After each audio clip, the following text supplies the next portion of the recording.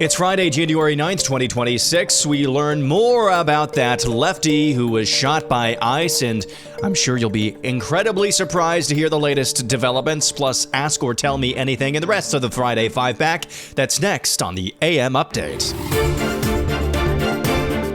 Well, congratulations, everybody. We made it through 1 week, one full work week, that is, in 2026. Thank you for joining me here on the AM Update. I appreciate each and every one of you for listening. If you would, and you think about it, would you leave me a 5-star review at the podcast platform of your choosing? It really means a lot, and it helps me out somehow, some way. They haven't yet told me how, but it helps. I'm just trusting them, whoever them is.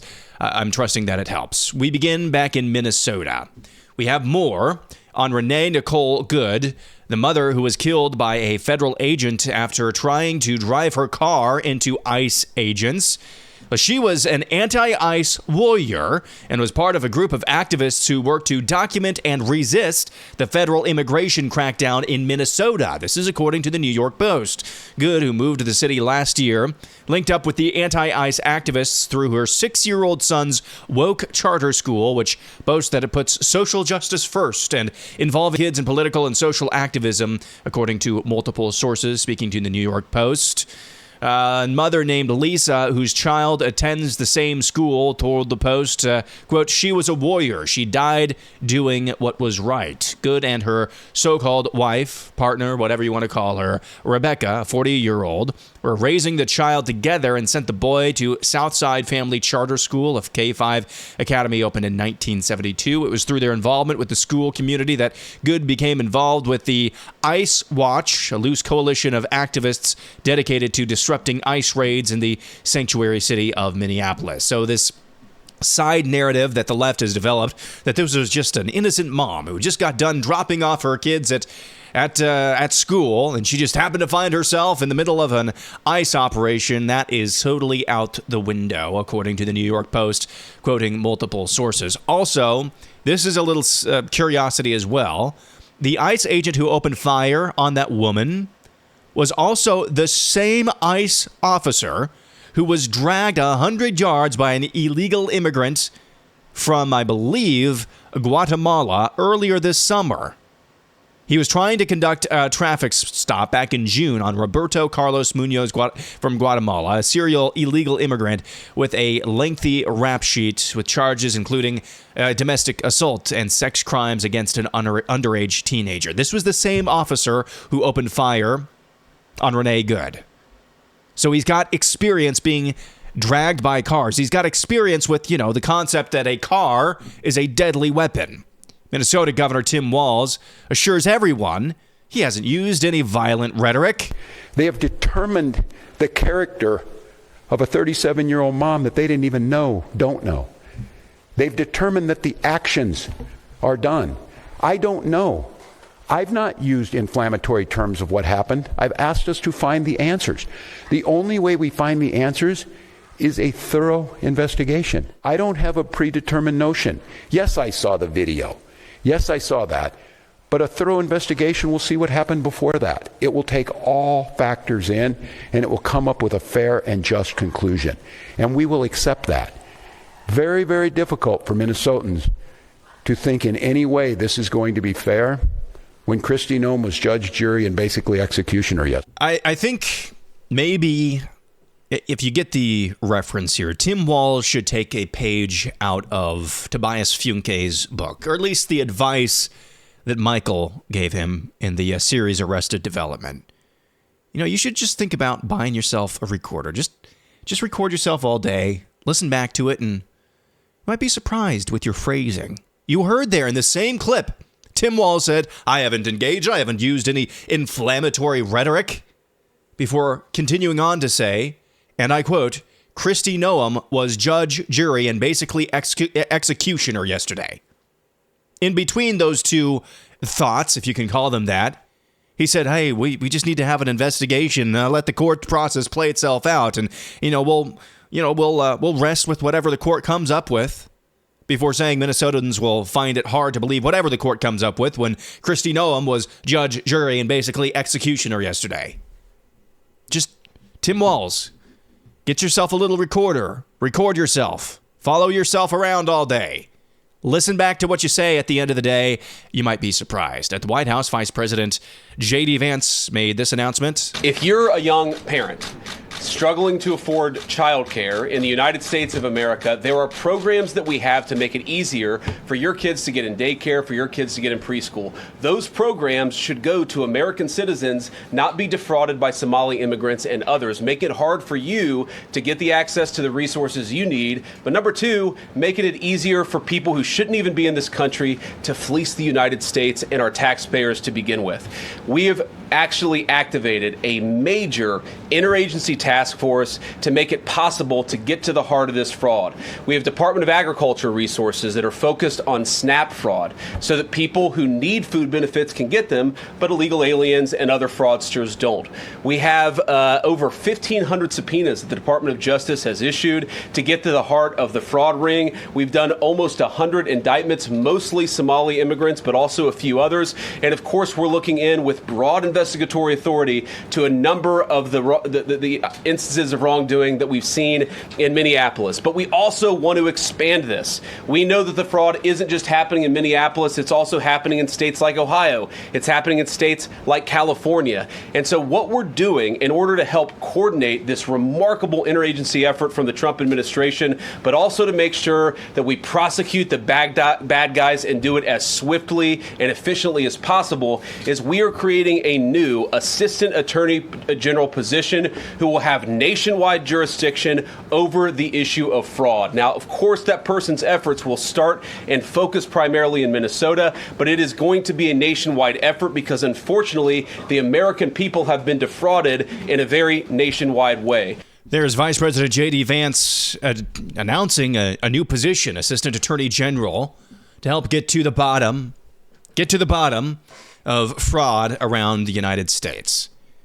I think that's a fine idea as long as that Assistant Attorney General is serious about the position and has some real teeth in order to actually effect change, the needed change and consequences, severe consequences that are needed. Let's go on to this story number 3. I don't want to say I've been ignoring this story. However, I've seen this play out, it seems like, a dozen times over my lifetime. But I think this time it might be different. Iran might just be on the brink of fall, meaning the current leadership, the mullahs, hopefully plural mullahs, and the Ayatollah, I think are on the brink.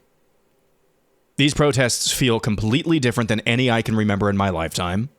And there have been mass demonstrations in Iran multiple times over the course of my lifetime and yours.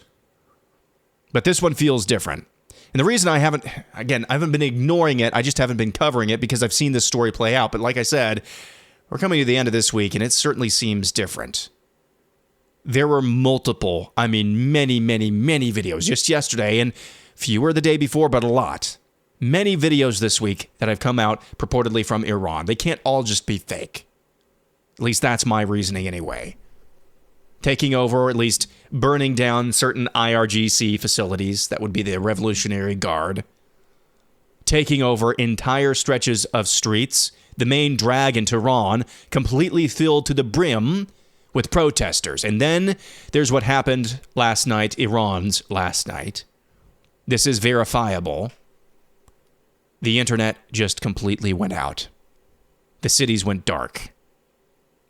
And what limited communications, whether it's real, whether it's not, what limited communications people said their sources within Iran were telling them was that after the internet went out, after the cities went dark, gunfire. Just pray for Iran. Pray for the people of Iran. That's terrifying. If the illusion that you can draw from that is the reality on the ground. President Trump, very upset with a few Republican senators, posted this after there was a measure passed in the Senate yesterday to limit President Trump's powers over Venezuela. Quote, Republicans should be ashamed of the senators that just voted with Democrats in attempting to take away our powers to fight and defend the United States of America. Susan Collins, typical customer. Lisa Murkowski, usual customer. Rand Paul, frequent customer, Josh Hawley, rare customer, and Todd Young, frequent customer, should never be elected to office again. Those are 5 Republicans who voted with Democrats to strip Trump's power in what he's doing with Venezuela. Trump went on to say this vote greatly hampers American self-defense and national security, impeding the president's authority as commander-in-chief in any event. And despite their stupidity, the War Powers Act is unconstitutional, totally violating Article 2 of the Constitution, as all presidents and their departments of justice have determined before me. Nevertheless, a more important Senate vote will be taking place next week on this very subject. Finally, we go to Marty Makary, FDA commissioner, on the new food pyramid we've talked about this week, and just what he's excited about.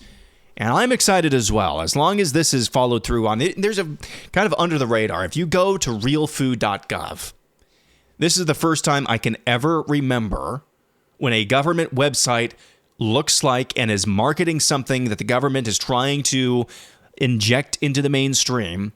It looks like a freaking Apple demonstration. If you go on their website and you look at the new iPhone, you look at the new, MacBook Pro, the dynamic imaging there, it's very engaging, very immersive. Glad that level of design is being used for a good cause. That's one of the reasons why I'm excited about the new food pyramid. I'm going to be the most excited if people actually follow through on this. Anyway, here's Marty Makary. It was a big day for school lunch programs, for school districts, houses of worship, food served at military bases, people trying to figure out what should I be eating. And we have ended an era of medical dogma where in the past, the only thing that has been recommended is to avoid fat. And fat was the boogeyman for really no good scientific reason, except that it was the dogma passed on generation to generation. We are no longer recommending high cereal, bread, grain, pasta food pyramid base. That is the big part of the food pyramid. We are moving on to a scientific-based approach to say we need more protein. There's not enough protein in the diet of the vast majority of kids. We've increased the protein guideline by 50 to 100%. You want whole grains, that is, grains bound to fiber, fruits and vegetables, and there's nothing wrong with fat. You don't need to serve kids low-fat foods like low-fat dairy. These are natural, healthy, saturated fats, and we... Amen to every word of that. Dr. Marty Makary from FDA with the latest, or his take on the new food pyramid, I should say. Easy for me to say. When we come back, it'll be another edition of Ask or Tell Me Anything. That's coming up next.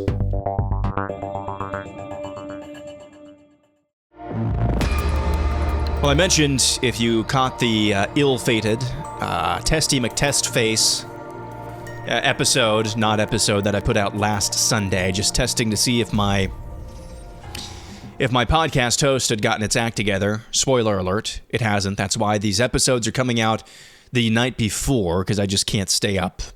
I just can't stay up late enough to publish them when I'd like to.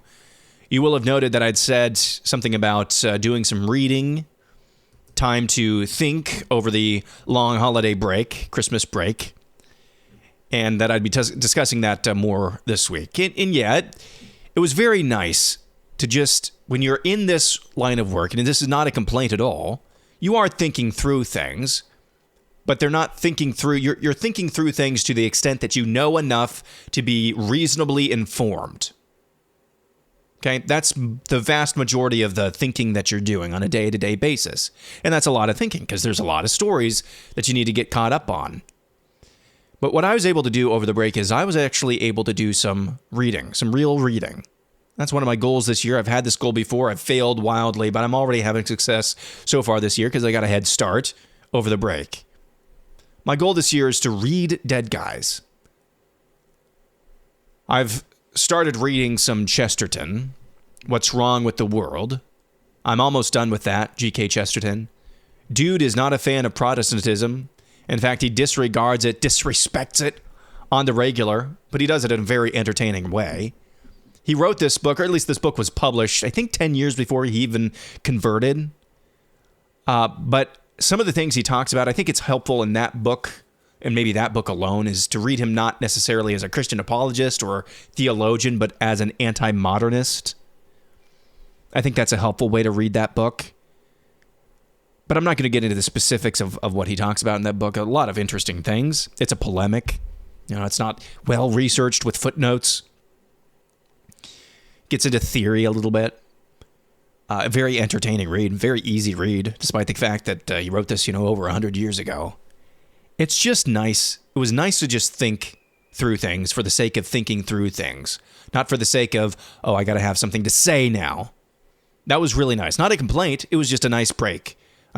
So, all that is to say, like I said, my goal this year is to read Dead Guys. Next, after I finish What's Wrong with This World, I think I'm going to read C.S. Lewis's The Space Trilogy, which is something that I've heard a lot about with increasing frequency. I think it's becoming a more popular trilogy and more popular work of C.S. Lewis. It's been one of his least well-known works, or at least popular works, for a number of time, but I think it's gaining in popularity now.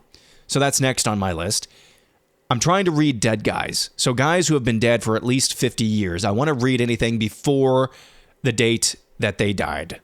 So anything from, say, 1975 that was published, or that the author died in 1975 or before, I'm trying to read this year. So if you have any great ideas for me, they need to be nonfiction, ideally. Fiction if you think there's something that's being said, an allegory or something beautiful that's being written, but I'd like to keep it mainly to nonfiction with the, exception of the Space Trilogy. So that's all I had to say in case you caught that little comment last Sunday during the Testy McTestface faux episode.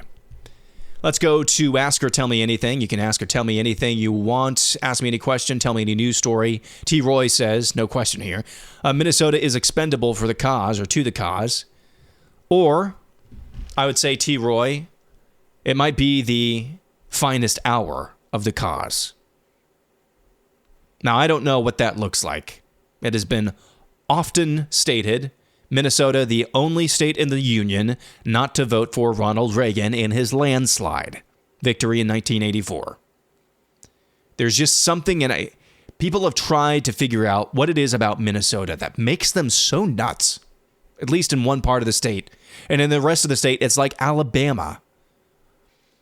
I saw it stipulated the other day. It's something about the Scandinavian nature of that state, the foundation, the Scandinavian foundations, that they are very suggestible to progressivism and therefore secularism.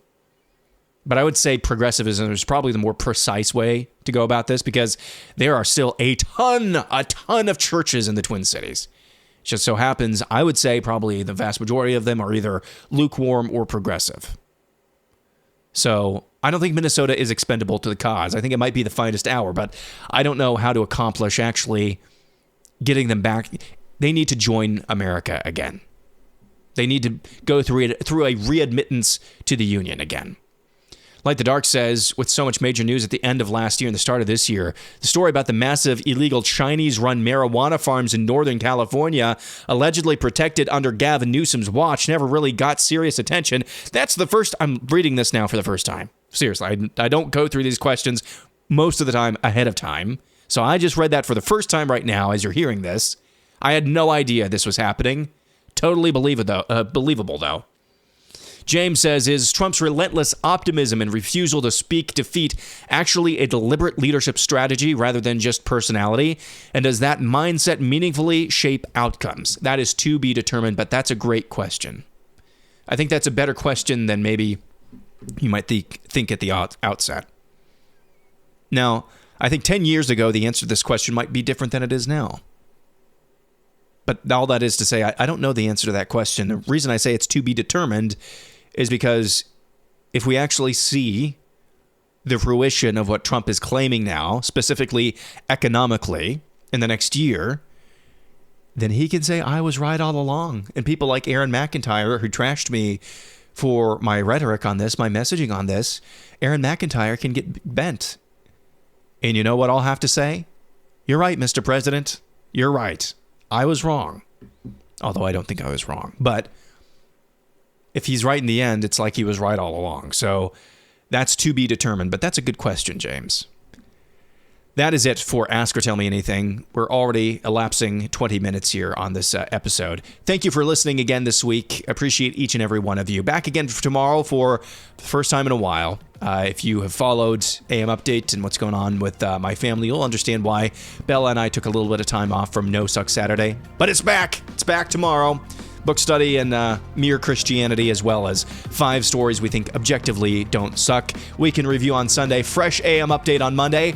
Have a wonderful weekend.